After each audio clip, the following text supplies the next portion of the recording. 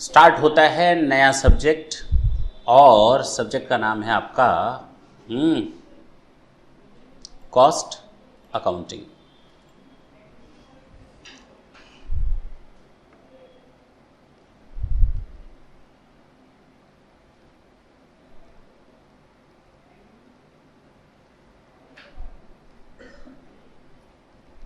आज हम लोग इंट्रोडक्शन देखेंगे, कॉस्टिंग का इंट्रोडक्शन क्या होता है। बेसिकली कॉस्टिंग,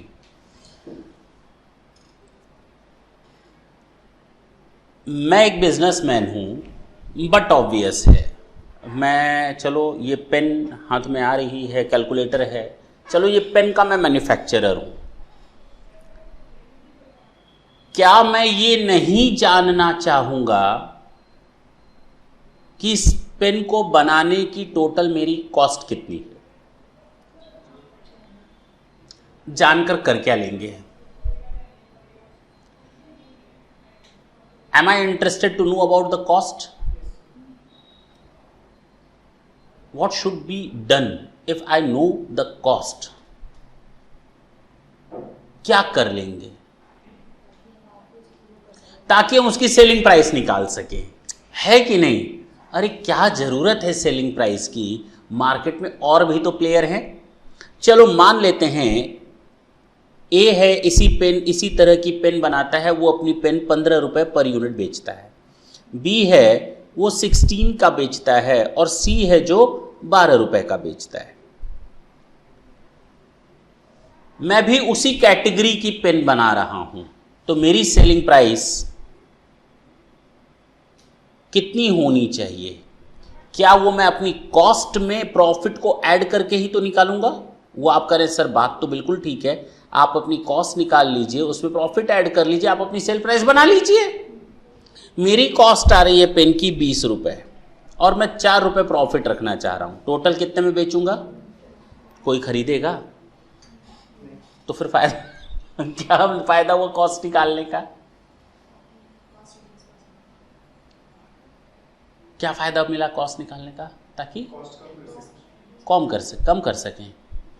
अच्छा, एक बच्चे ने कहा सर कॉस्ट को हमें कम करना है, इसके लिए भी कॉस्ट कैलकुलेट की जाती है।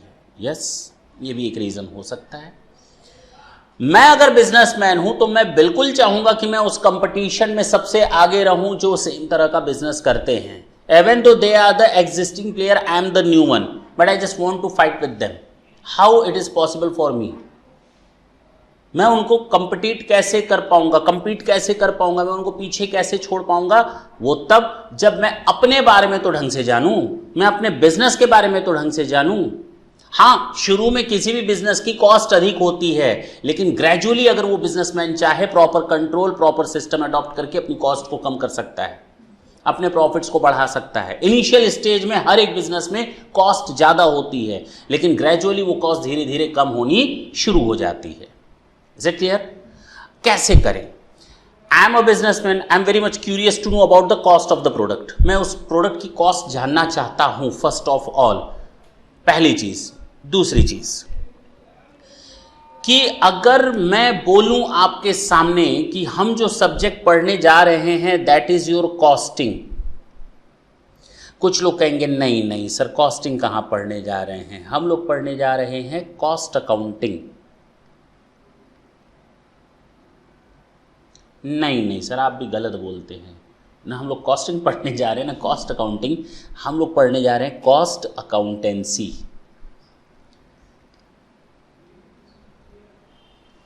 तीनों का मतलब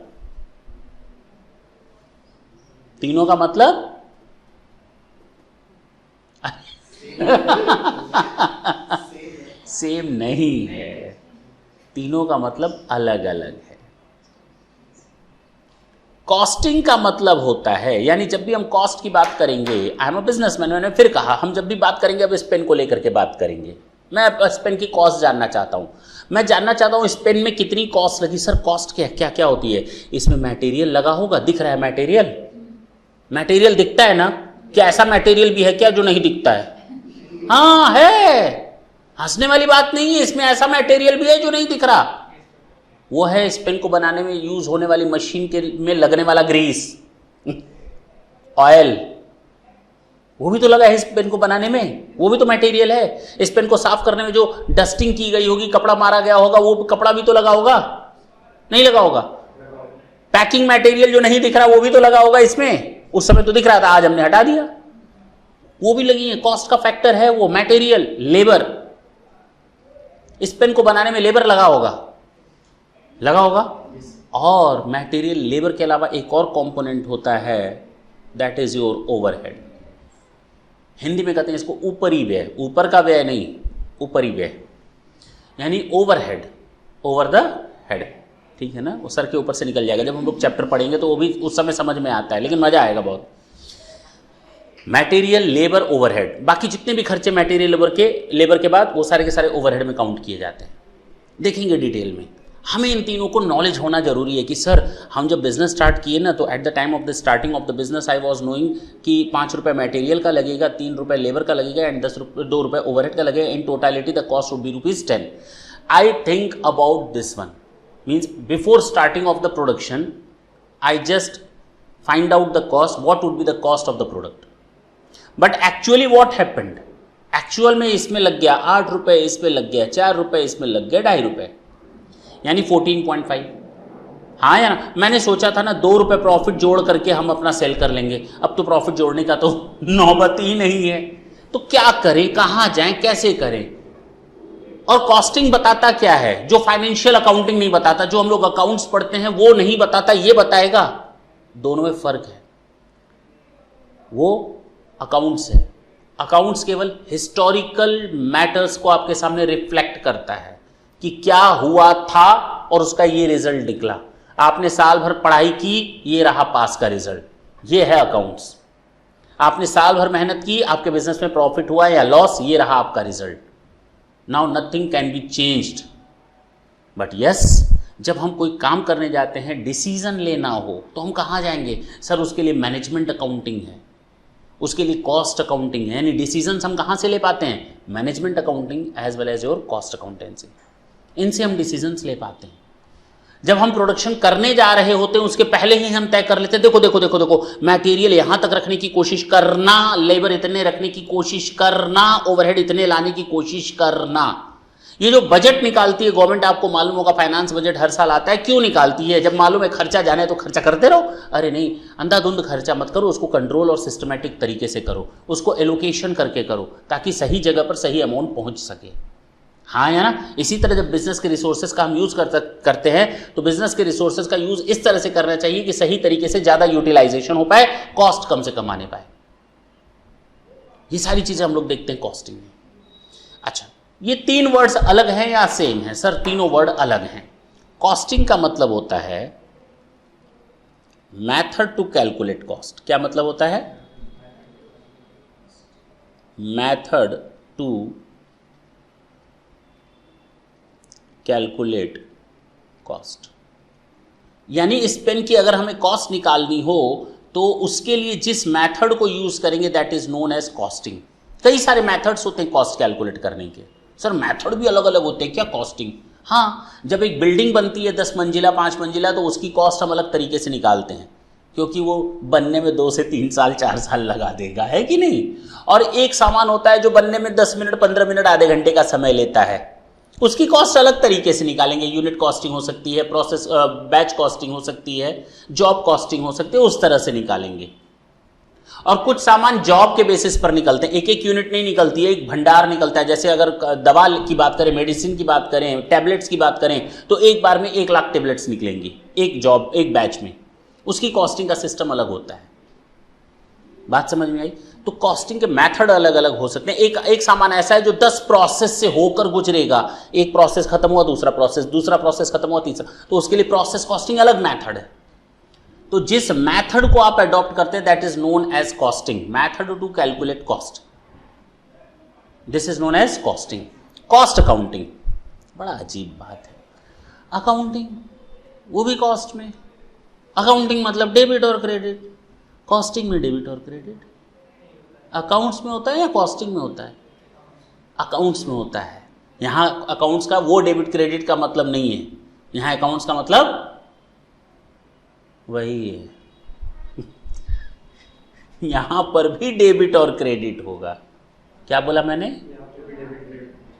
यहां पर भी डेबिट और क्रेडिट होगा। सोचो, इतना मत सोचने लगना, सोचो यहां पर भी डेबिट और क्रेडिट होगा।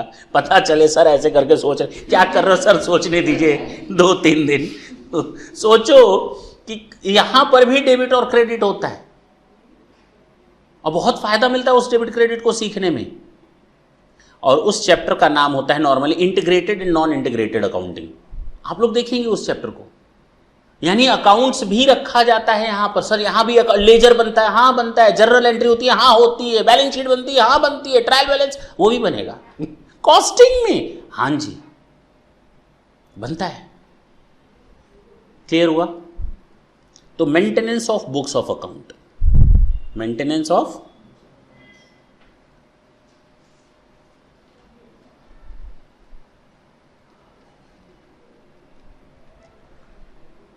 cost accountancy. What does it means now? This is the sum up of costing plus cost accounting. ये कहलाता है आपका कॉस्ट अकाउंटेंसी। तो हम लोग क्या पढ़ने जा रहे हैं अब तुम लोग बताओ? कॉस्टिंग पढ़ेंगे, कॉस्ट अकाउंटिंग पढ़ेंगे या कॉस्ट अकाउंटेंसी पढ़ेंगे? कॉस्ट अकाउंटेंसी पढ़ेंगे। अब मेरे वर्ड्स को खींच मत लेना। जब भी मैं फ्यूचर में बोलूँ कॉस्टिंग तो it doesn't mean I am just talking about this one, still I am talking about this one.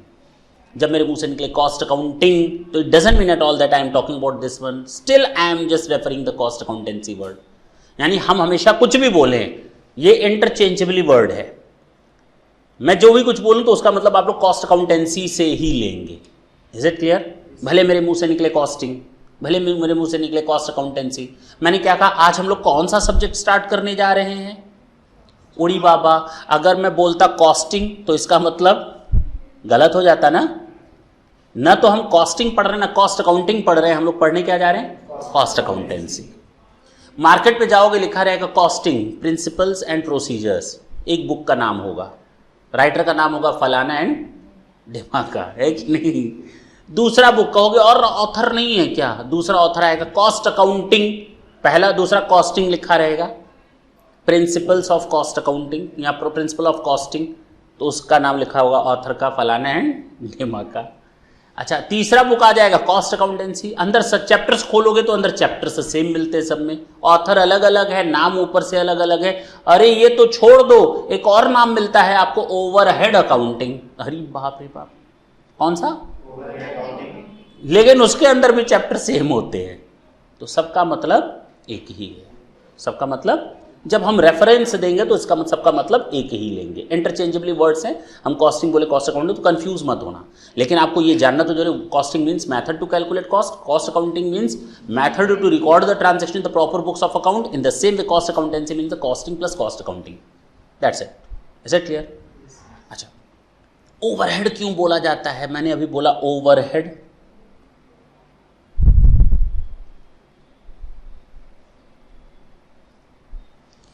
हम यहां एक्सपेंसेस भी तो वर्ड यूज कर सकते थे, नहीं? अरे बोलो ना, एक्सपेंसेस भी तो वर्ड यूज कर सकते थे। बेसिकली शुरू में अगर हम कुछ समय पहले की बात करें तो this was quite different and this was quite different, दोनों में अंतर था। ओवरहेड का मतलब कॉस्टिंग के पर्पज से हम बात करते थे एक्सपेंसेस की। इतना पैसा लगना चाहिए, इतना पैसा लगेगा, इतना पैसा लगना चाहिए, इतना पैसा लगेगा, इतना खर्च होना चाहिए, इतना खर्च होगा। एक्सपेंस मीन्स इतना खर्च हो चुका। दोनों में फर्क समझ में आया? एक्सपेंसेस मीन्स इतना खर्च हो चुका, पास्ट, एक्चुअल। और प्लान्ड और फ्यूचरिस्टिक एक्सपेंसेस की अगर बात करें तो उसको हम ओवरहेड के नाम से रेफर करते थे। लेकिन आज मॉडर्न एज है, सबको शॉर्ट करने की आदत हो गई है।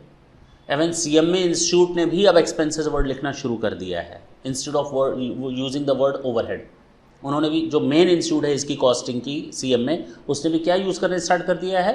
एक्सपेंसेस। जब आप उनके स्टैंडर्ड्स वगैरह देखेंगे तो वहाँ पर एक्सपेंसेस वर्ड्स मिलेंगे। तो आज की डेट में दोनों में कोई फर्क नहीं है। लेकिन हम लोग अब इतना तो समझ सकते हैं ना कि ओवरहेड का मतलब प्लान्ड एक्सपेंसेस या फ्यूचरिस्टिक एक्सपेंसेस, उसको हम लोग ओवरहेड के नाम से जानेंगे। और एक्सपेंसेस का मतलब जो पास्ट में हो चुके हैं, जो हम लोग अकाउंट्स में देखते हैं वो पास्ट एक्सपेंसेस हैं। पक्की बात है? इसमें किसी को कोई दिक्कत? पक्की बात। आखिर इसके पढ़ने के पीछे का लॉजिक क्या है, ऑब्जेक्ट्स क्या है? आखिर ऑब्जेक्ट्स क्या है कॉस्टिंग को पढ़ने के?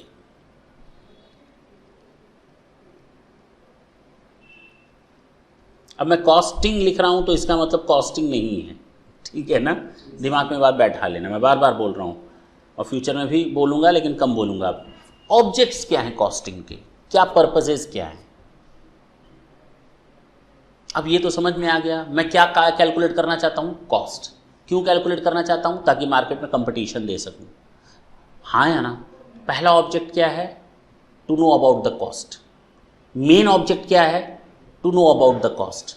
हम कॉस्टिंग क्यों पढ़ रहे हैं? ताकि किसी प्रोडक्ट की कॉस्ट के बारे में हम जान सकें। पहला मेन प्राइमरी ऑब्जेक्ट यही है कि कुछ और है? यही है।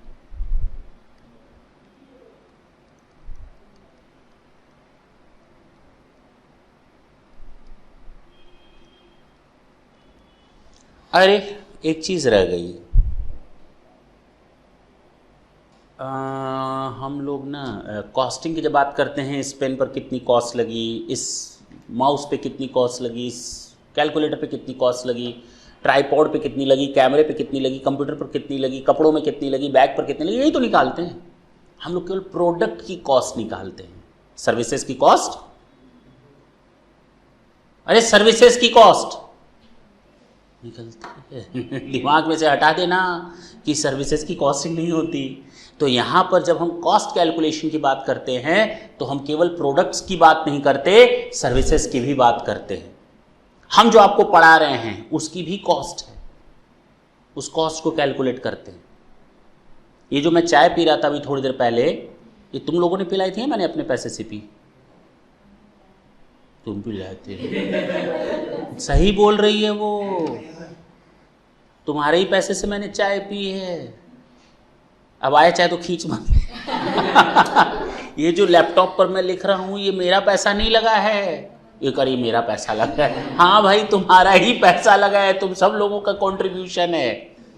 ये सब जो एसी देख रहे हो, ये कैमरा देख रहे हो, ये सब ये मत कहो मेरा है, ये सब हम लोगों का है। कल से कहीं नोटिस ना भेजना, सर पार्टीशन करना चाहते हैं, बंटवारा करिए ये जो आपने घर खरीदा है ना वो भी हमारे ही पैसे से खरीदा है, उसमें भी बट हाँ एक्चुअल देखो तो वहां सोचा जा सकता है। बिल्कुल ठीक है, क्या गलत है? हम चाय भी पी रहे हैं तो तुम लोग के पैसों की पी रहे हैं, शर्म नहीं आती हमको आनी चाहिए ना अरे हाँ to know about the cost. हम लोग कॉस्ट कैलकुलेट करना चाहते हैं किसी भी चीज की। हम जो आपको सर्विसेज दे रहे हैं इट रिक्वायर्स कॉस्ट, इस पे कॉस्ट भी लगती है। तुम लोग बहुत देख रहे हो कि सर इसमें प्रॉफिट हो रहा है, हमारा पैसा लग रहा है, तो कॉस्ट भी तो समझो, है कि नहीं? एक आदमी था, अब मैं नाम नहीं लूंगा से, वो भिख मंगा था वो एक दरवाजे पर गया, नॉक किया सेठ के घर, कहता है सेठ जी बाहर आए। नहीं है, जाओ जाओ, हम पैसा नहीं मांगने आए, हम अपना हिस्सा मांगने आए। कह रहा है हिस्सा? तुम्हारा कौन सा हिस्सा है इस घर पे? कह रहा है देखो मैं किसकी संतान हूँ, ऊपर वाले की। कह रहा है हाँ, तुम किसकी संतान हो? ऊपर वाले की। तो हुए ना भाई, तो मेरा हिस्सा दो। कहता बात तो सही, तुमने मेरी आज आँख खोल दी। गया अंदर और एक 10 पैसा ले आया, दिया। कह रहा ये क्या?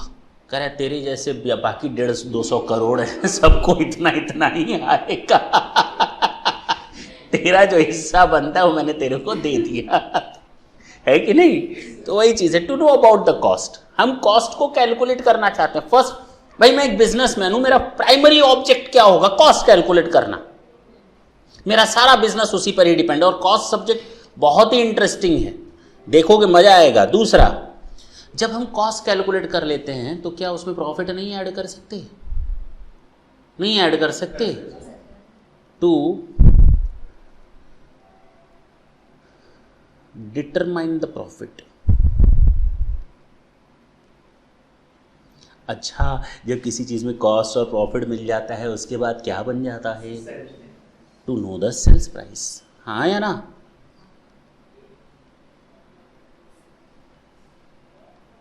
चलो भाई, ये 3 प्राइमरी ऑब्जेक्ट्स, तो 3 ऑब्जेक्ट्स पता चल गए। फोर्थ, कॉस्ट कैलकुलेट करना हमारा ऑब्जेक्ट था? नहीं सर, हमने तो आपको ये बोला था कॉस्ट कैलकुलेट करने के बाद हम उसको रिड्यूस करते हैं। क्या करते हैं? मेन पर्पस ये भी होता है कि हम कॉस्ट को कंट्रोल करें, कॉस्ट को रिड्यूस करें।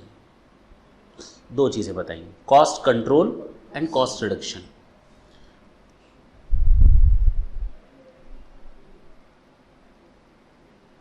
जानते हो इसका क्या मतलब होता है? Cost control and cost reduction का मतलब क्या होता है मालूम है? नहीं ना? नहीं ना? नहीं। कॉस्ट कंट्रोल कोई बताएगा? एंड कॉस्ट रिडक्शन, दोनों में फर्क क्या है?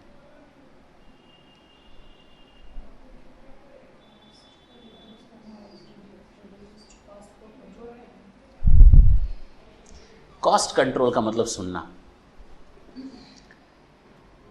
मैंने सोचा कि मटेरियल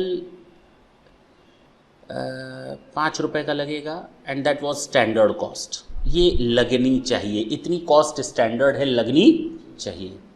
लेबर 3 रुपए का और ओवरहेड 2 रुपए का, टोटल मिलाकर हमारा प्रोडक्ट बनना चाहिए 10 रुपए का। ये मैंने सोचा, और जब मैंने इसे एक्चुअल से कंपेयर किया तो पता चला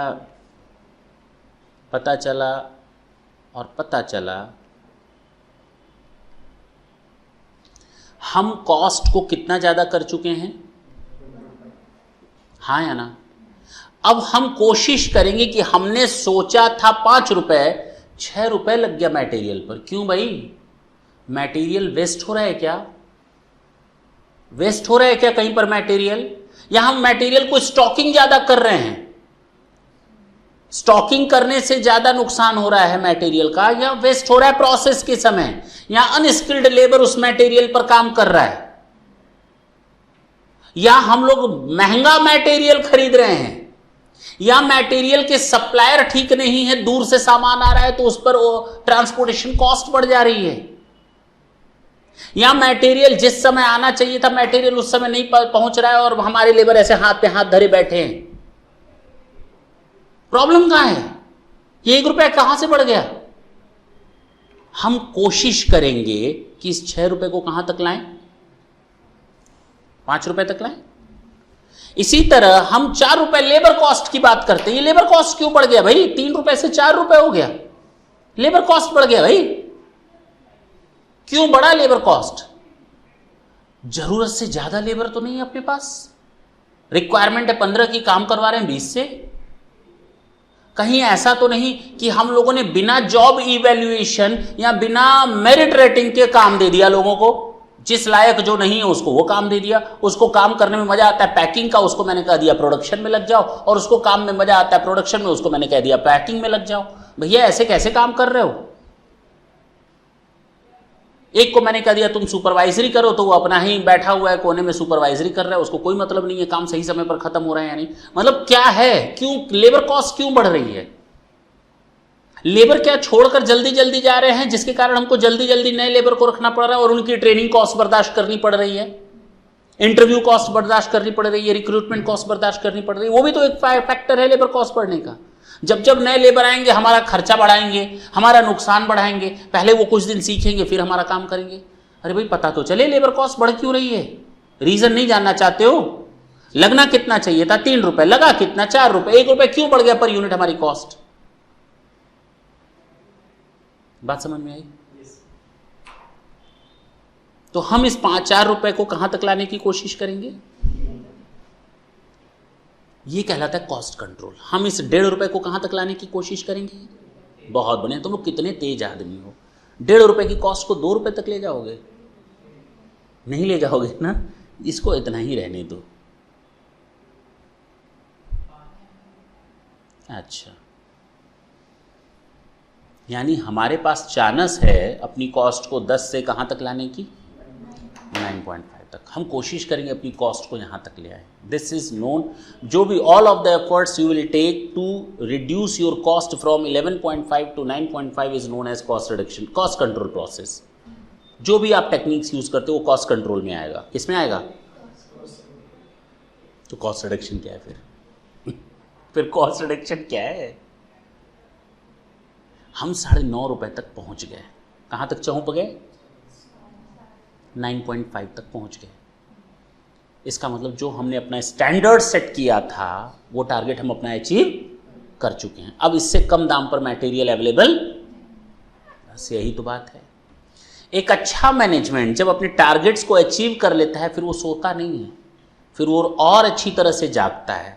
वो हिडन सेविंग्स को निकालने की कोशिश करेगा कि क्या और भी सप्लायर हैं सेम टाइप का मटेरियल सस्ते दाम पर पहुंचाने वाले, क्या इस मटेरियल के अलावा कोई इस मटेरियल का दूसरा सब्स्टिट्यूट है क्या जिससे हमारी कॉस्ट और कम हो जाए, क्या हम लेबर की जगह कुछ मशीन्स को अगर ले आए तो हमारी कॉस्ट, टोटल लेबर कॉस्ट कम हो जाएगी और हम प्रॉफिट में चले जाएंगे।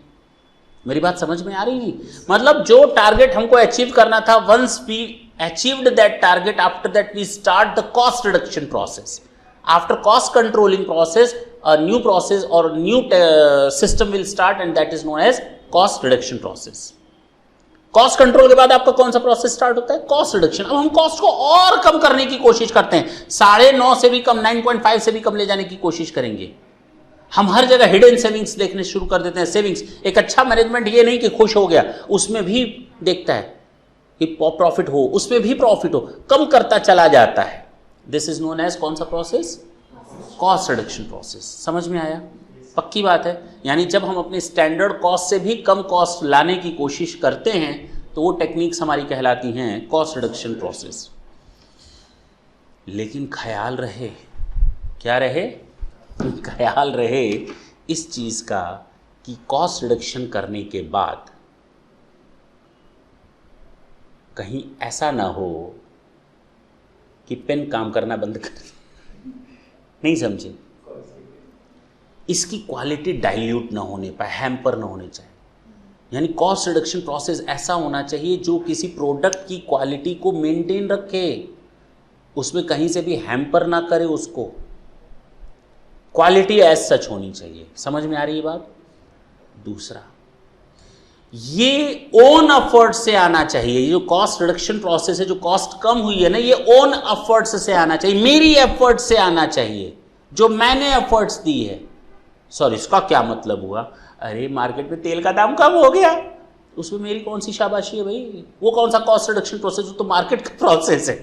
हमने क्या मेहनत की वो बताओ। वो केवल आपके लिए कम नहीं हुआ, वो सबके लिए कम हुआ। गवर्नमेंट की पॉलिसी से कम हो रहा है, गवर्नमेंट ने टैक्सेस रिड्यूस कर दिए, नहीं समझे? तो ये मेरे ओन एफर्ट से होनी चाहिए कॉस्ट रिडक्शन। तीसरा, ऐसा एफर्ट किस काम का जो 2 महीने का हो, 3 महीने का हो, परमानेंसी नेचर होनी चाहिए, परमानेंट नेचर का होना चाहिए। ऐसा नहीं 3 महीने बाद फिर से रेट बढ़ जाए, फिर से वो कॉस्ट रिडक्शन अपनी जगह पर वापस ऊपर बढ़ जाए, वो नहीं होना चाहिए।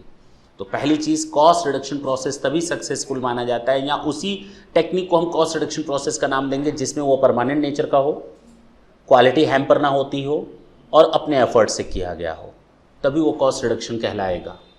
नहीं तो वो कॉस्ट रिडक्शन नहीं कहलाएगा। अब समझ में आई बात? क्लियर है? बिल्कुल 100%।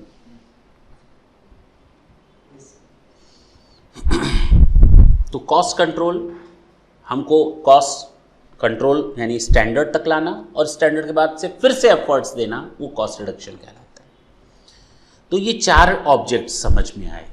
पहला हुआ कॉस्ट को जानना, दूसरा हुआ प्रॉफिट को जानना, तीसरा हुआ सेलिंग प्राइस को डिटरमाइन या जानना, और लास्ट था cost control and cost reduction. और जानते हो सबसे इंपॉर्टेंट क्या? हाँ बोलूं? जितना भी ताम झाम किए अभी तक, जितनी भी गाना गाया, कहानी गाई, वो सब कुछ था केवल और केवल डिसीजन लेने के लिए। यानी with the help of the cost accounting we can take decisions also. इसका मेन पर्पस होता है आप डिसीजन ले सकें।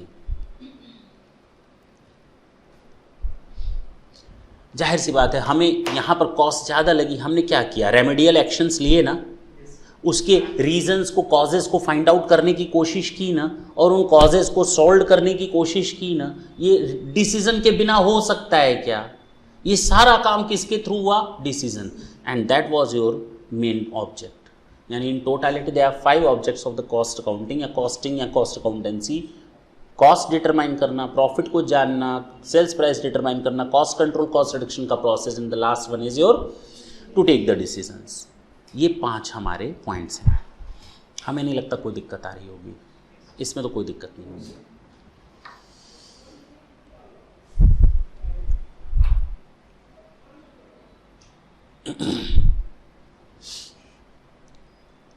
इंटरेस्टिंग चीज बताएं?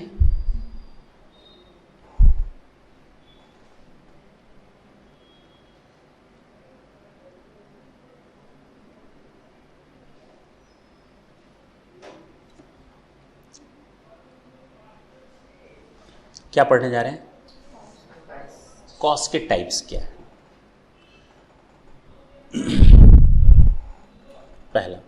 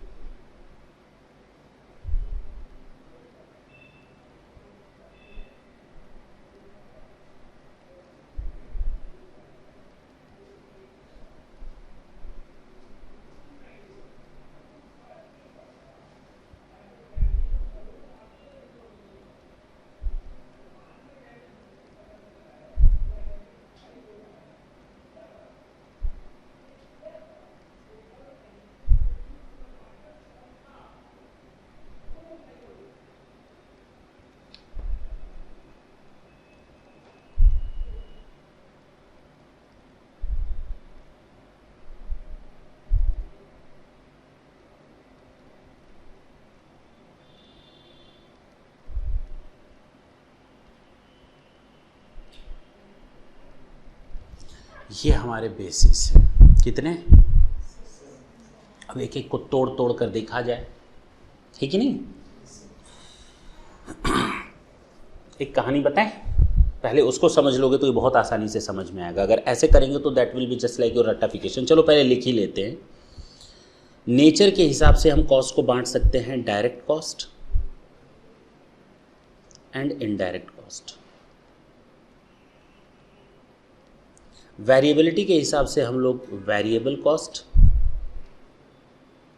Fixed cost and semi variable cost, इसको हम एक और नाम से जानते हैं स्टेप फिक्स कॉस्ट।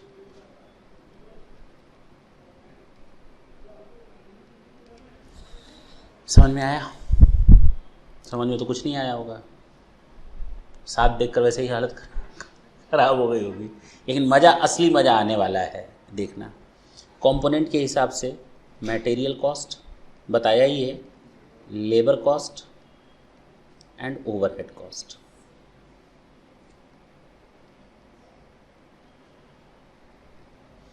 कंट्रोलेबिलिटी के हिसाब से controllable cost, uncontrollable cost. Normality के हिसाब से normal cost, abnormal cost. Functions के हिसाब से प्राइम कॉस्ट,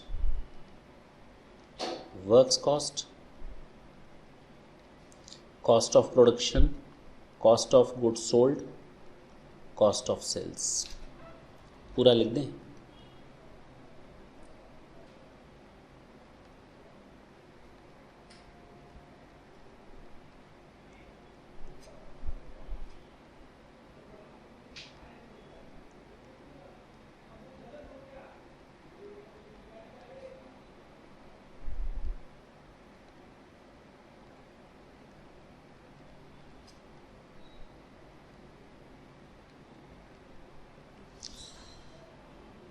अच्छा जी, managerial decision cost,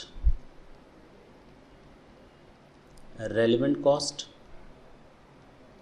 sunk cost, differential cost, total cost, imputed cost,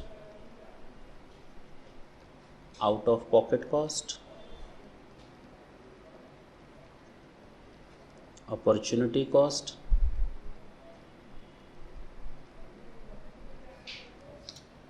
period cost, product cost. इसके अलावा भी एक दो आएंगी, ठीक है ना। ये आपका टोटल कॉस्ट है। इतने टाइप होते हैं कॉस्ट के। अब जरा बोलें, देख करके तबीयत खराब करने की जरूरत नहीं है। सोचो कितना सिंपल है, सोचें।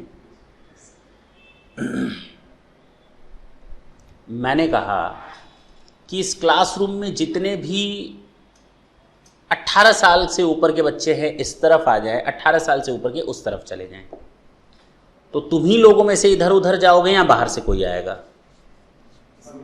तुम ही लोगों में से इधर उधर। मैंने कहा बॉयज इस तरफ आ जाए, गर्ल्स उधर तरफ चली जाएं। तो तुम ही लोगों में से इधर उधर जाएंगे या बाहर से कोई इधर उधर जाए? तुम ही लोगों में से। मैं कहूँगा जिसने चश्मा पहना है वो एक तरफ हो जाए, जिसने चश्मा नहीं पहना वो एक तरफ हो जाए। तो बाहर से आएंगे या इसी में से होंगे?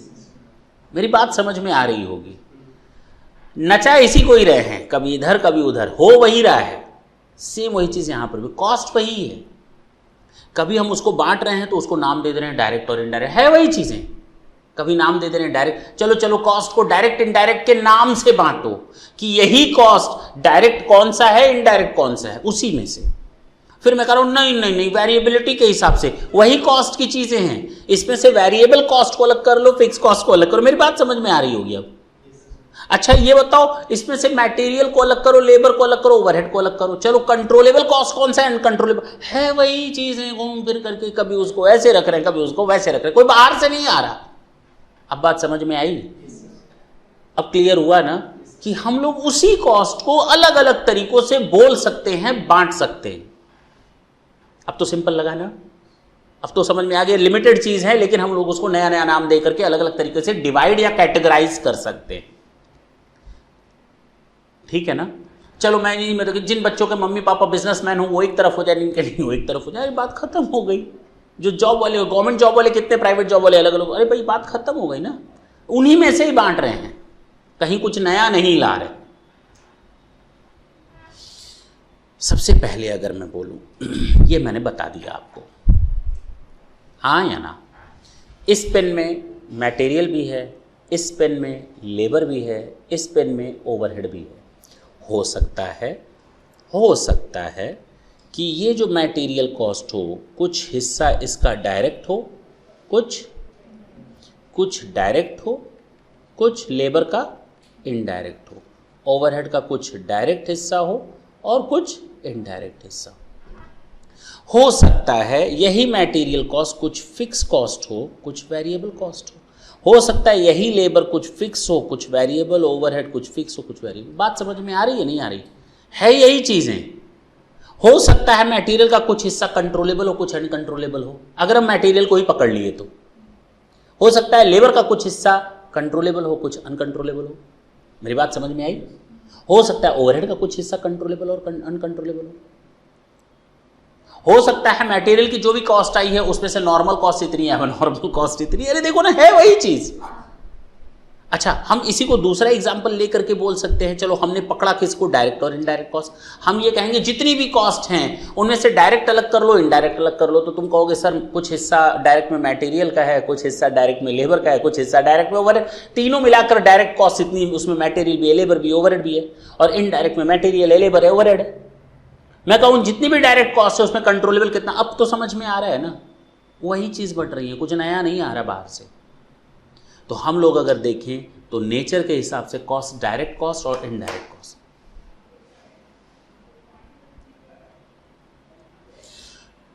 वेरिएबिलिटी के हिसाब से देखें। सबसे ज़्यादा मज़ा इसी में ही आने वाला है। किसमें? वेरिएबिलिटी में।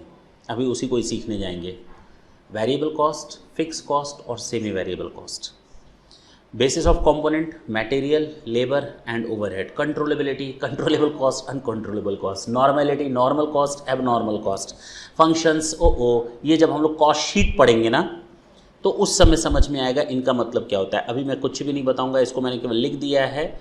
जब हम लोग कॉस्ट शीट एक चैप्टर यूनिट कॉस्ट पढ़ेंगे तो उस समय हम आपको पूरा अलग अलग डिफाइन करेंगे। ये कॉस्ट, प्राइम कॉस्ट क्या होता है, वर्क्स कॉस्ट क्या होता है, cost of production, cost of goods sold, cost of sales क्या होता है, उस समय हम लोग देखेंगे। सबसे ज़्यादा मज़ा आने वाला है आपको इन कॉस्ट में। किसमें? मैनेजरियल डिसीजन कॉस्ट और वेरिएबिलिटी के हिसाब से। चले स्टार्ट करें।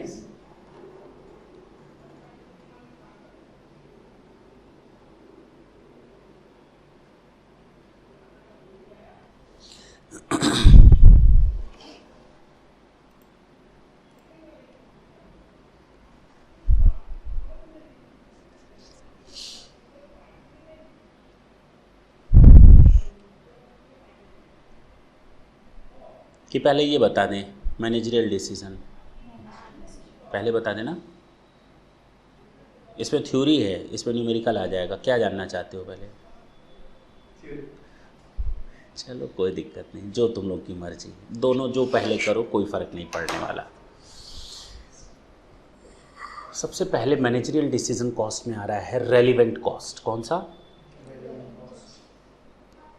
अगर आज मैं अपने बारे में कुछ बोलूं कि आज मैं जो कुछ भी हूं प्रैक्टिकल लाइफ में, इस लाइफ में, वो किसके कारण मालूम है? बिलीव नहीं होगा ना? रेलिवेंट कॉस्ट के कारण। जब मैंने कॉस्टिंग का ये टॉपिक पढ़ा मेरा तो दिमाग ही हिल गया। मैंने अपने उसको प्रैक्टिकल लाइफ में उसको यूज़ किया। तुम लोग मोटिवेशनल बुक्स पढ़ते हो, शिव खेड़ा का नाम सुना होगा, डेल कार्नेगी का नाम सुना होगा, स्वेट मॉडर्न का नाम सुना होगा, कुछ नहीं सुना होगा।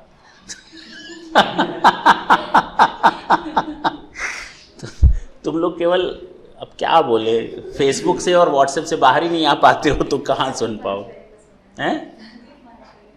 संदीप माहेश्वरी का सुना है।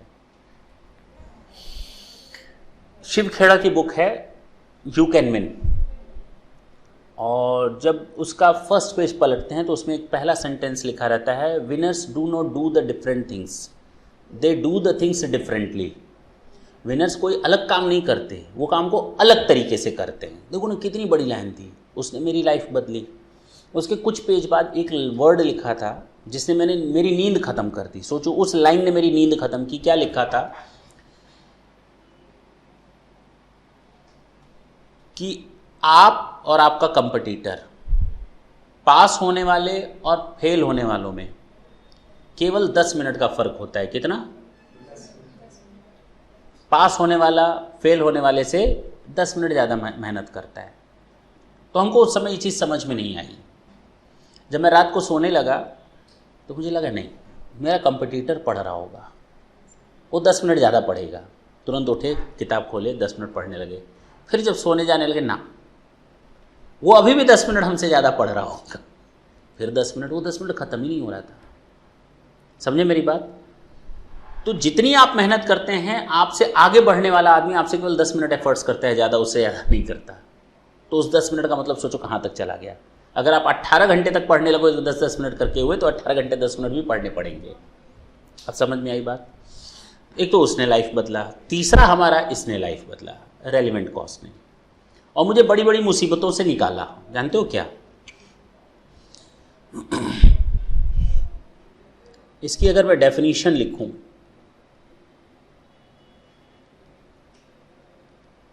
तो पहले मैं आपको रेलिवेंस का मतलब समझा दूं। Relevance means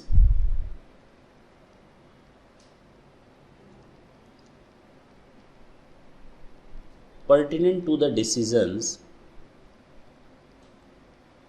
at hand।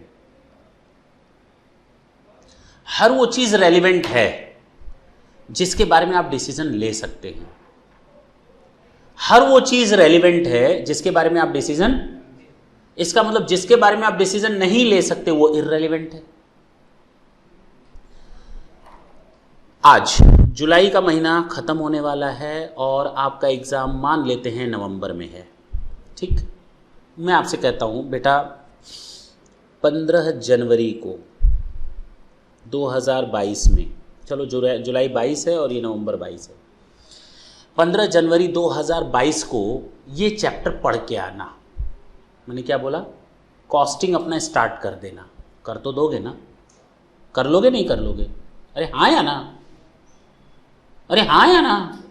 हाँ, कैसे बीत गया? 6 महीना पहले जा करके टाइम ट्रेवल मशीन से जाएगी पीछे और पढ़ करके आएगी।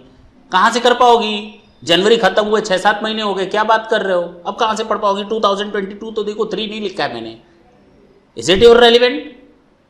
Not at all, it's irrelevant. मैं कहूँ देखो भाई, एग्जाम की तैयारी कर रहे हो ना, तुम लोग 1 दिसंबर 2022 को ये चैप्टर पढ़ लेना, एग्जाम में जरूर आएगा। अरे क्या मतलब है भाई, नवंबर खत्म, एग्जाम खत्म, अब क्या मिलेगा? बाबा जी का टुल्लू? नहीं मिलने वाला, कुछ नहीं मिलने वाला, कोई फायदा नहीं है उस चीज को पढ़ने का। तो आपके पास जो रेलिवेंट टाइम है वो केवल यही है। दिस इज रिलेवेंट, जिसके बारे में आप डिसीजन ले सकते हो। उसके बाद लाख हाथ पैर मार लो, कोई डिसीजन नहीं ले सकते। एवन जो मैंने 1 घंटा आप लोगों का खा लिया, पता नहीं तो 1 घंटा जो खा लिया, उसके बारे में भी आपने सही डिसीजन लिया या नहीं लिया, मेरी बात समझना। अब वो डिसीजन आप बदल नहीं सकते। जो बीत गया सो बीत गया, दैट बिकम्स पास्ट, है कि नहीं? वो पास्ट। जो है आपके हाथ में वही रेलिवेंट है। सोचो कितनी बड़ी बात बोली, किसने बोली? कॉस्टिंग सब्जेक्ट ने बोली कि जो आपके हाथ में है उसी के बारे में चिंता करो, जो हाथ में नहीं है रोना काहे का, है कि नहीं? गीता में भी इसी तरह का लिखा रहता है, तुम्हारा क्या था, तुम क्या लाए थे, तुम क्या लेकर जाओगे, खाली हाथ आए थे खाली हाथ जाओगे। अच्छा, वो गाना भी गाया था, खाली हाथ आए थे हम। अच्छा, गीता का ही गाना चुराया था। चलो, कहने का मतलब ये, relevance means pertinent to the decision at hand.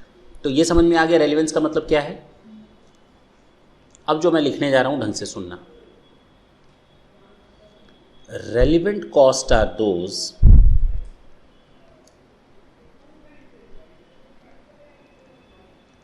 expected future cost,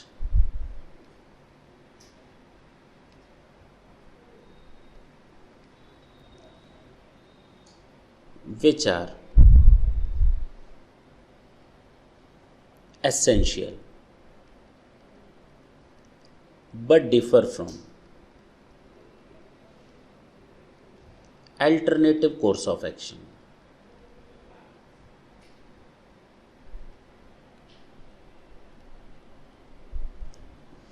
What does it means actually?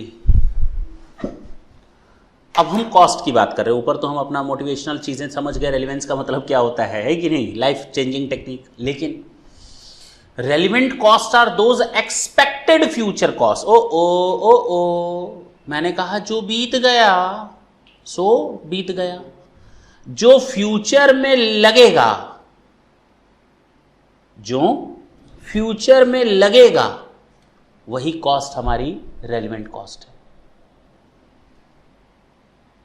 यानी फ्यूचर का समय, कॉस्ट की बात करें तो फ्यूचर की कॉस्ट।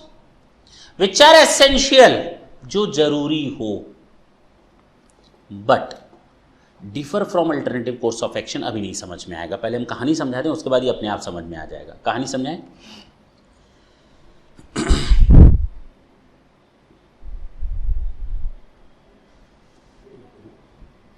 मैं जो मशीन बनाने का काम करता हूँ, मैं मशीन मैन्युफैक्चरर हूँ या प्लांट मैन्युफैक्चरर हूँ, ठीक है। मैं मशीन बनाता हूँ। एक दिन मैं अपने दुकान पे बैठा था, आटा चक्की बनाता हूँ, ये समझ लो, आटा चक्की मशीन। मैं अपने शॉप पे बैठा था, तब तक बगल से एक आदमी गुजरा, मुड़ा, देखा, आ गया। कहते भाई साहब ये क्या आटा चक्की बनाने का काम करते हैं मशीन? मैंने कहा हाँ बिल्कुल बनाता हूँ। तो कह रहा है कि ये सब बड़ी नॉर्मल मशीनें हैं, हमें कुछ स्पेसिफिक चाहिए, कुछ अलग चाहिए। मैंने कहा क्या अलग चाहिए? कह रहा है ना हमें डबल उसमें पीसने वाला चाहिए, 2 बॉक्स बने हो, एक में डालो दूसरे में डालो, दोनों एक साथ काम करें, 2 जगह से आउटपुट निकले। एक आदमी का आटा गेहूँ इधर डालेंगे, एक आदमी का गेहूँ इधर डालेंगे, दोनों तरफ का अलग अलग निकले। मैंने कहा इसके लिए तो थोड़ी मेहनत करनी पड़ेगी, अलग से बन जाएगा, कोई दिक्कत नहीं है। कह रहा है कितना लगेगा? मैंने कहा 3 लाख रुपए हम आपसे चार्ज करेंगे। कितना? पक्की बात। उसने मुझे एडवांस दिया 50,000 और चला गया। कहा कब आए? मैंने कहा तुम आना अगले हफ्ते मिल जाएगी। अगले हफ्ते वो ना आया और हम मशीन बनाकर रख लिए थे। मैंने उसको कॉल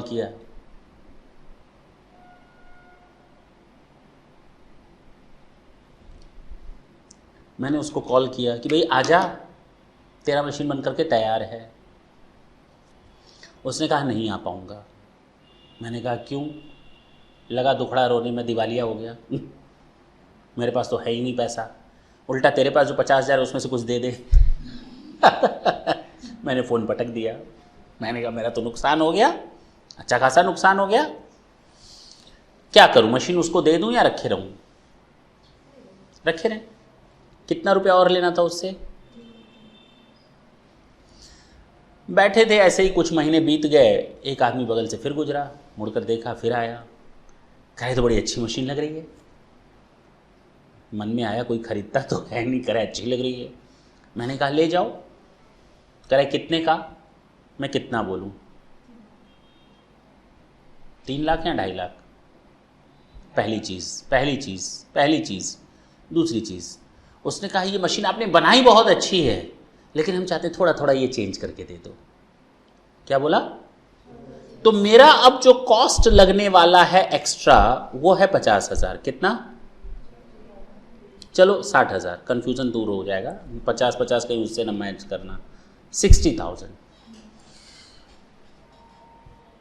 उस पर खर्चा आएगा।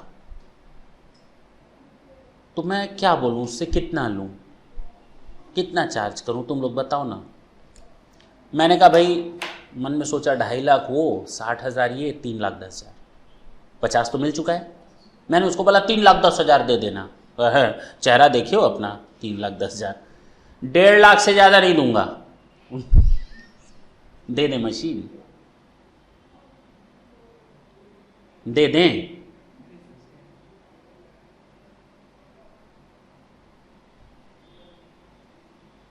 नहीं, दे देंगे 1.5 लाख फायदा है भैया।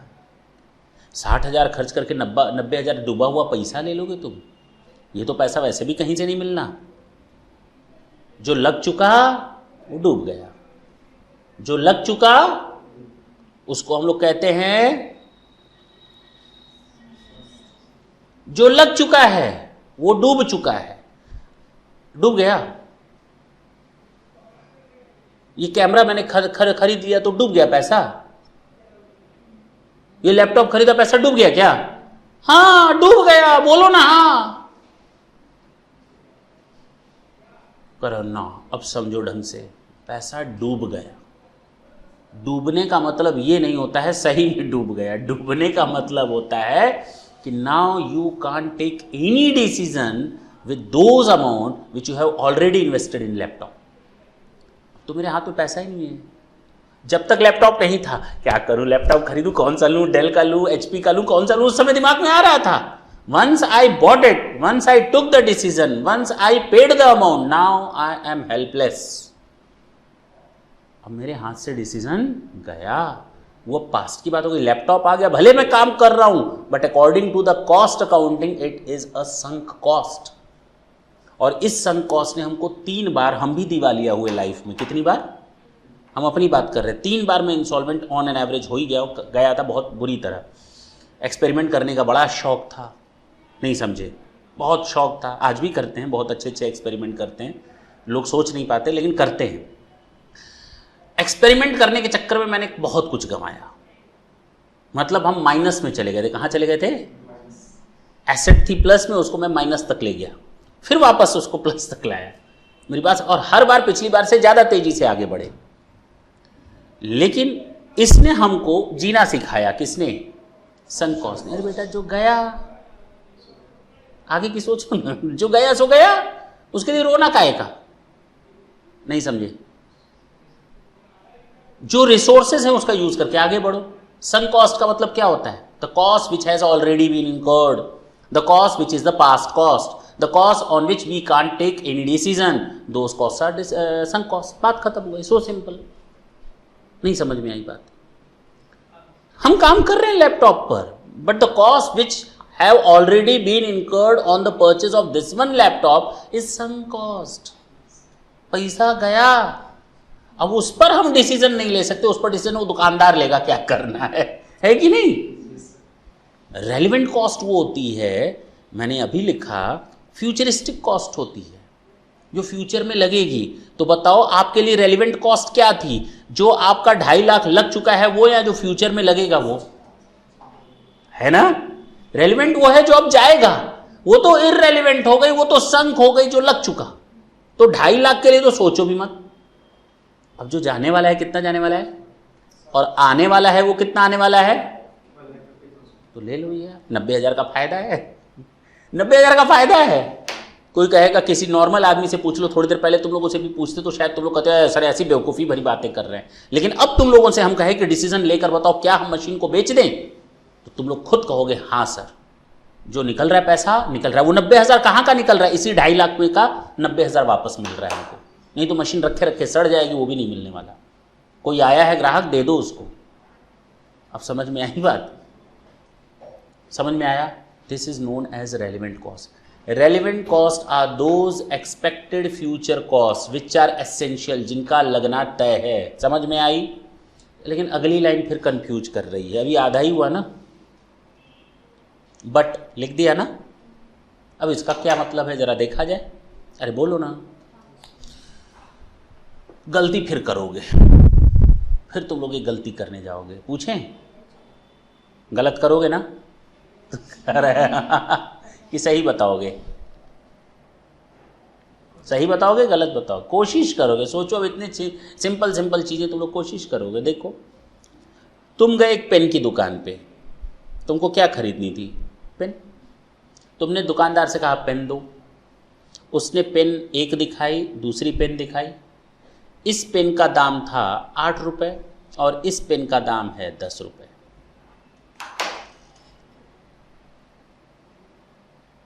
बताओ मेरे लिए रेलिवेंट कॉस्ट कितनी, 8 रुपये या 10 रुपये?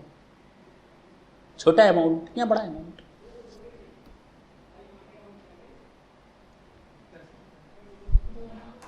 दोनों नहीं, एक पेन खरीदनी है। तुमने कितनी छोटी सी चीज पूछी, कंफ्यूज हो गया ना? रेलिवेंट कॉस्ट क्या है, 8 रुपये या 10 रुपये? अरे बोलो ना। हाँ, जो पेन लेंगे वो हमारी रेलिवेंट कॉस्ट। ऐसे थोड़ी ना होता है। नहीं, छोड़ दो वो सब। अब हमें ये बताओ, 8 रुपये या 10 रुपये, तुम कौन सी पेन लोगी? तो रेलिवेंट कॉस्ट कितनी? 10। तुम कौन सी पेन लोगे? 8 रुपये वाले। तो तुम्हारे लिए रेलिवेंट कॉस्ट कितनी? 8 रुपये। ठेंगा देखियो, रेलिवेंट कॉस्ट है क्योंकि जितनी देर दुकानदार के आम खड़े थे, सर खुजा रहे थे, उस समय एक ही चीज चल रही थी, 8 रुपये दें या 10 रुपये दें? 8 रुपये तो देना ही देना है। अरे 8 रुपये तो दोनों में जाना है। चाहे 10 वाली पेन खरीदो तो भी 8 जाएगा, पेन खरीदने ही तो गए हैं हम। उस समय डायलेमा कहाँ था, वो 2 रुपये ज्यादा दें या ना दें? अरे हाँ या ना? सोचो ना, तुम लोग कितना गलत गलत घटिया सोचे तुम लोग की। 2 रुपये। अरे रेलिवेंट कॉस्ट कितनी है? केवल 2 रुपये। तुम लोग को लग रहा था 8 रुपये, तुम लोग को लग रहा है वहां तक तो गए ही नहीं 2 रुपये पर। कितना है रेलिवेंट कॉस्ट? 2 रुपये। इसीलिए मैंने आगे की लाइन जोड़ी। बट जरा इससे भी पूछ लेते हैं।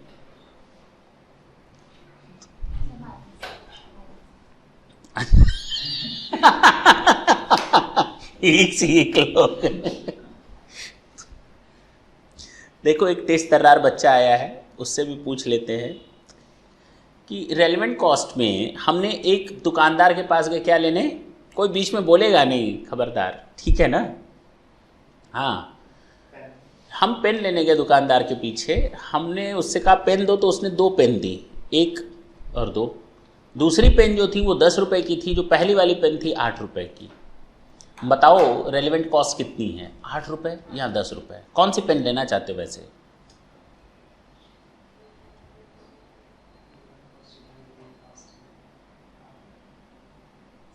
रेलिवेंट कॉस्ट वो होती है जिस पर हम खर्च करेंगे, जो हमारे हाथ में है। हाँ, फर्स्ट वाली फर्स्ट वाली क्यों, सेकंड वाली क्यों नहीं? अगर तुमने दूसरी खरीद ली तो उस पे एक्स्ट्रा कॉस्ट लगता है। नहीं, एक्स्ट्रा कॉस्ट तो लग रहा है। मान लो तुमने 10 रुपये वाली खरीदी तो रेलिवेंट कॉस्ट कितनी, 8 रुपये या 10 रुपये? और 8 रुपये वाली खरीदी तो 8 रुपये। बहुत बढ़िया। अब सब लोग मिलकर इसको पीटो तुम लोग को तुम लोग को अब ये तो समझ में आ गया कि देखो कितनी बड़ी गलती थी ना। अब समझ में आया सही क्या है। सही क्या है सब लोग बताओ तो? 2 रुपये। ठीक है ना भाई, 8 रुपये तो जाना ही जाना है। चाहे 10 वाली पेन खरीदो तो भी 8 रुपये जाएगा, 8 वाली खरीदो तो भी 8 रुपये जाएगा। हम जो डिसीजन लेने जा रहे हैं, जो दिमाग में घूम रहा है डिसीजन, वो 2 रुपये एक्स्ट्रा जाने को लेकर के है। किसको? इसीलिए यहां पर लिखा है but differ from, difference from alternative course of action. We have 2 options, either to go with 1 और to go with 2. Now there is a difference between the cost is ₹2 only. Yes, there is an outcome, futuristic outcome, which is a cost, and this is a relevant cost, but the relevant cost will be treated as relevant to the extent which is a different between the alternative course of actions. अब समझ में आई बात?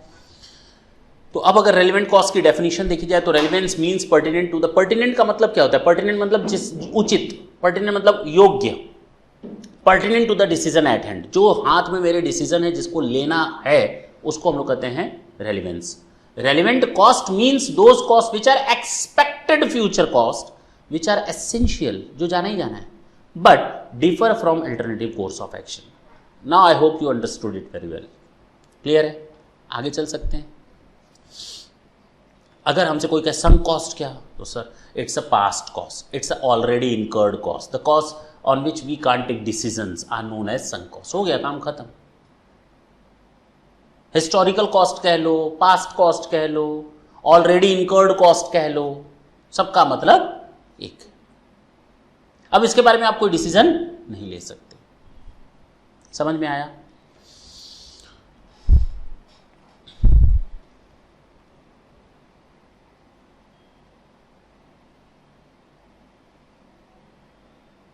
Differential cost, ये आज की last cost है ठीक है ना, ये कॉस्ट लास्ट है। अगले क्लास में तुम लोग को सबसे ज़्यादा मज़ा किस में आएगा मानते हो, जान रहे हो? बहुत मज़ा आएगा, सीखने को मिलेगा। बेसिकली मज़े का मतलब सीखने को ज़्यादा मिलेगा उसमें। ये डिफरेंशियल कॉस्ट क्या होती है?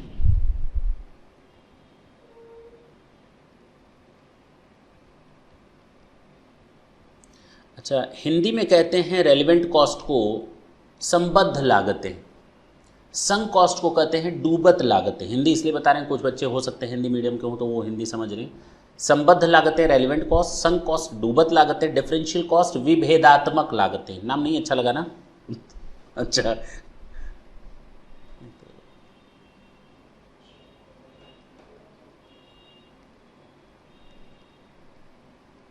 ये त है, ठीक। अच्छा, डिफरेंशियल कॉस्ट मीन्स क्या?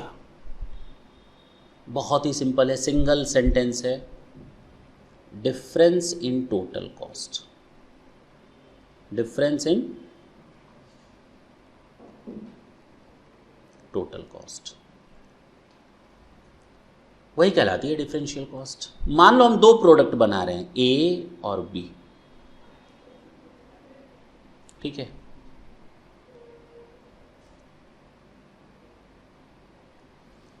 हमारा यहाँ पर टोटल कॉस्ट आ रहा है 1000 रुपये और यहाँ पर आ रहा है 1200 रुपये। अच्छा, टोटल कॉस्ट का मतलब आपको अच्छी तरह मालूम होना चाहिए कि इसमें डायरेक्ट कॉस्ट भी होती है प्लस इनडायरेक्ट कॉस्ट भी होती है, दोनों कॉस्ट होती है। और ये वो कॉस्ट होती हैं जो एक्चुअल कॉस्ट होती हैं। क्या होती हैं?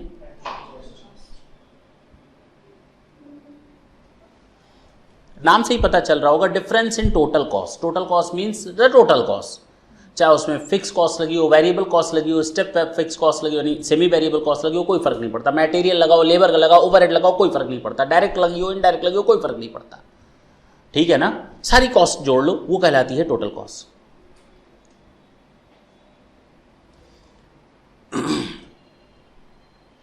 इसी को कहते हैं हम लोग, कितनी है differential cost, difference in total cost.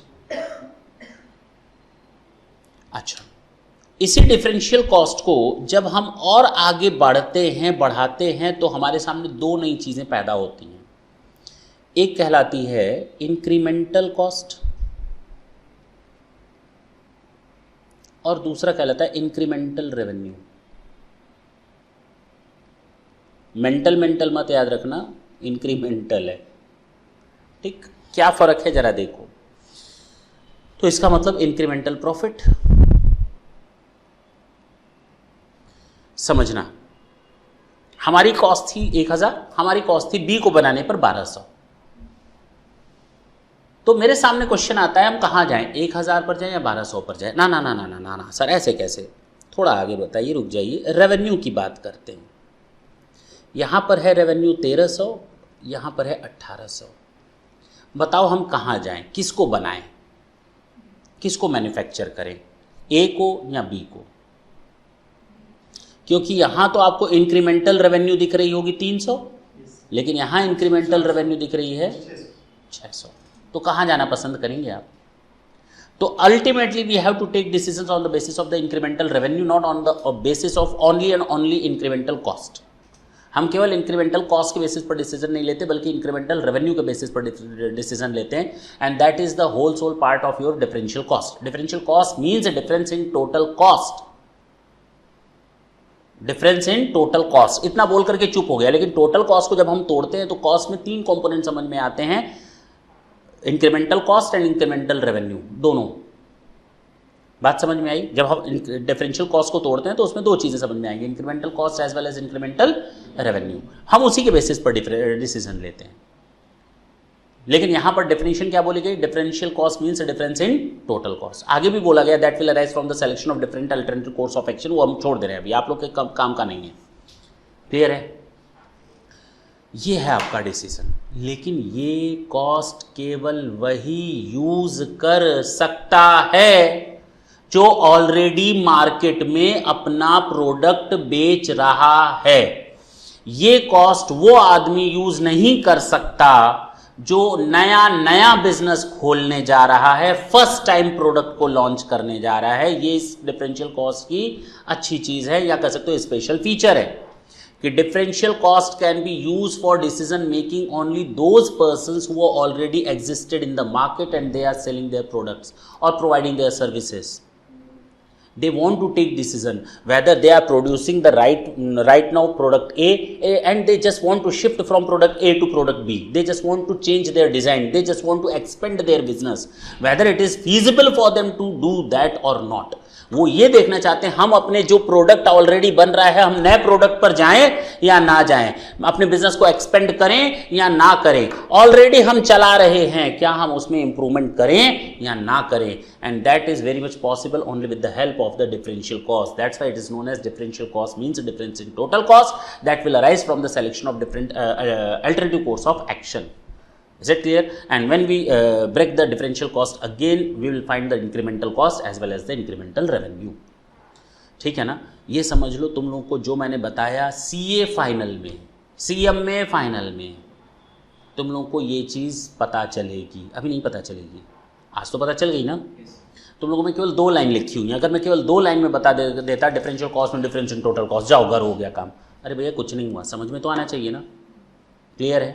तो जो इसके न्यूमेरिकल्स हैं रेलिवेंट कॉस्ट के, डिफरेंशियल कॉस्ट के, वो लोग तुम लोग फाइनल में देखते हो, कंप्लीटली फाइनल में 2-2 पेज का क्वेश्चन कितने पेज का रहता है रेलिवेंट कॉस्ट का? 3 पेज का। कितने पेज का? 2.5 पेज का। कितने पेज का? 2-2 पेज का रहता है, और बड़ा आसान रहता है। क्वेश्चन पढ़ो, आंसर लिखो, क्वेश्चन पढ़ो, आंसर, पता ही नहीं चलता, वो 10 मिनट के अंदर खत्म हो जाता है। लेकिन वो तब खत्म होता है जब आपके कंसेप्ट क्लियर हो। अदरवाइज 2 पेज का क्वेश्चन देकर किसी का भी बीपी हाई लो का लो भी हो सकता है। ठीक है? 3-3 पेज का क्वेश्चन आता है, लेकिन वो पढ़ते जाओ, आंसर नोट करते जाओ। वो तब जब आपके कंसेप्ट क्लियर हो डिफरेंशियल कॉस्ट को लेकर, रेलेवेंट कॉस्ट को लेकर के। That's it. खैर, अब हम लोग देखेंगे बहुत अच्छी चीज़ें। टोटल कॉस्ट मैंने बता दिया क्या होता है, यहाँ से आप देखना स्टार्ट करेंगे। अच्छा, मज़ा तो इसमें भी आने वाला है, इम्प्यूटेड कॉस्ट। ठीक है ना? 2 कॉस्ट ऐसी हैं जिसमें अभी हम लोग खूब मज़े लेंगे। उसके बाद सारा मज़ा लेगा कौन? वेरिएबिलिटी, इसमें आपको बहुत अच्छी चीज़ सीखने को मिलेगी, बहुत ही मतलब मैथ्स है एक तरह से, this is just like a math, simple maths, लेकिन तुम लोग उसमें भी उलझ जाओगे, ठीक है ना। नेक्स्ट सेशन तक के लिए टाटा बोलें। थैंक यू बच्चों, थैंक यू।